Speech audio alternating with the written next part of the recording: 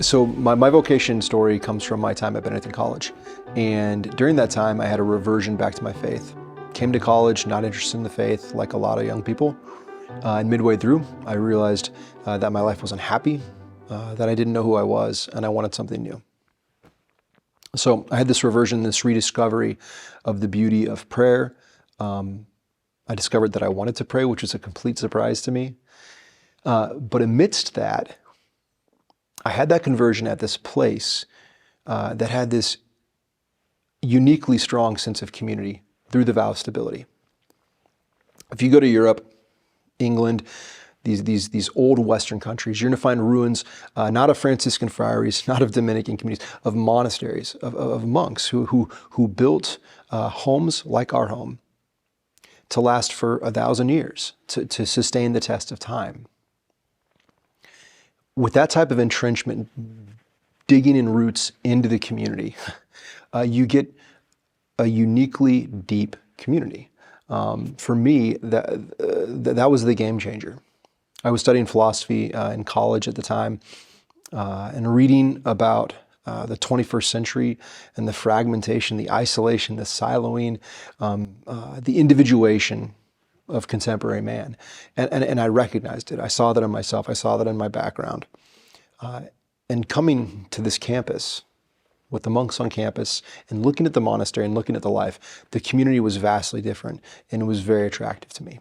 That was the first thing that called me, amidst a desire and a hunger for more prayer, a desire to make the church and the life of the church the center of my life, closeness to God the center of my life. This radical proposal to community in the vow of stability was what drew me to the monastery. The projects that we're proposing are projects that are necessary to sustain our stability here because they relate to things that are crucial for the health, not just the comfort, but the health of our monks. In buildings that are old and that have a lot of moisture and water dripping and pipes that aren't tight, mold grows. Toxic microtoxins grow, and then you breathe those in and you feel poorly, you feel sick. Our elderly need a reliable climate-controlled environment to be comfortable as they come to the end of their years.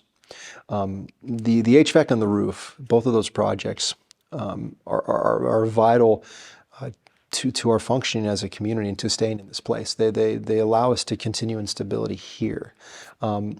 So I'm deeply excited about the investment in this place and like being committed to these buildings here on the Benedict College campus, here among the students, continuing to provide the sponsorship, the fatherly influence that we have for 150 years, over 150 years. I'm also excited because as we're looking at all these projects, we're very conscious of the ecological impact that they have. So with the HVAC, we're looking and really investigating the use of geothermal so that it's a renewable energy, something that will last a long time and something that will be gentle on the earth. And really just embracing a full Catholic social teaching ethics. That excites me. So yeah, to sum up, the investment in this place, in this specific community, for the long term is what excites me. And then having an eco-consciousness within that excites me. We've always had that in different ways, but we're able to take steps forward in that that I think are really new for us. Well, the first thing that I'd say is that we rely on our donors every year. Our friends are vital or crucial to us being able to live this life at this institution, giving this type of ministry, praying for the world with this type of richness. So I'm so grateful for our donors all the time. But we've had really key capital campaigns in the past, not too many actually. Over the course of our 165 years, I think only 3 or 4 moments coming up to this present one. We've largely lived a really self-sustaining lifestyle.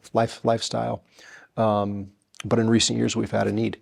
One that comes to mind in my own day is the first part of the capital campaign that we're continuing at this point in time was replacing the windows.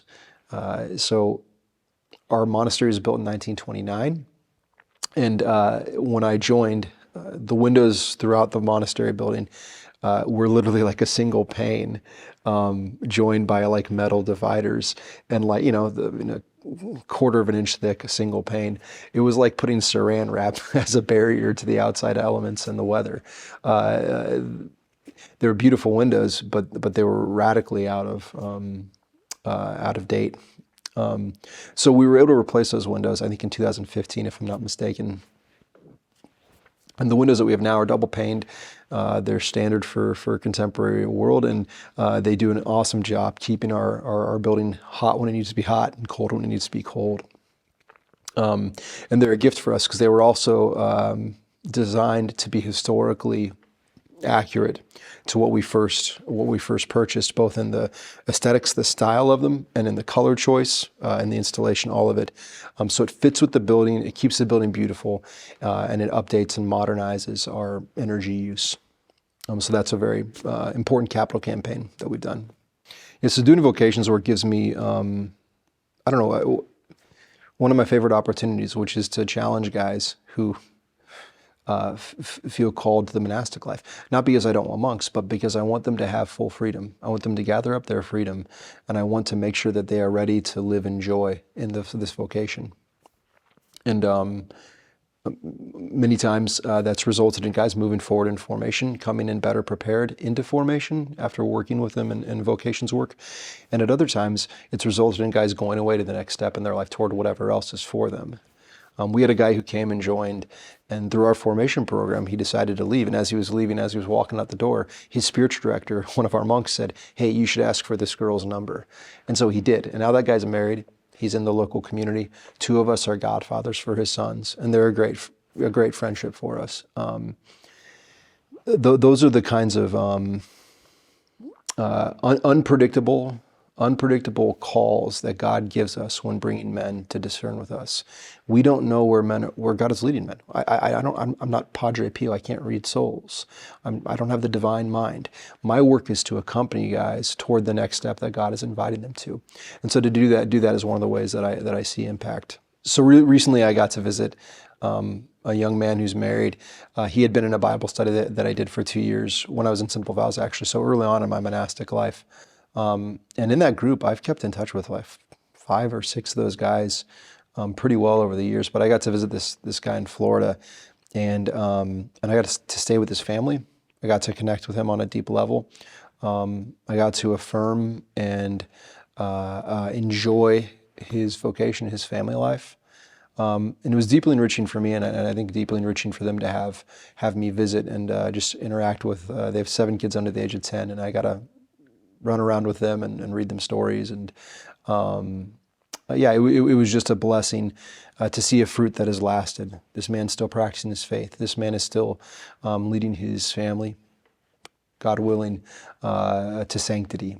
To be able to do that year after year with class after class of students that come through Benedict College in Mar Hill, that's a huge gift and a privilege.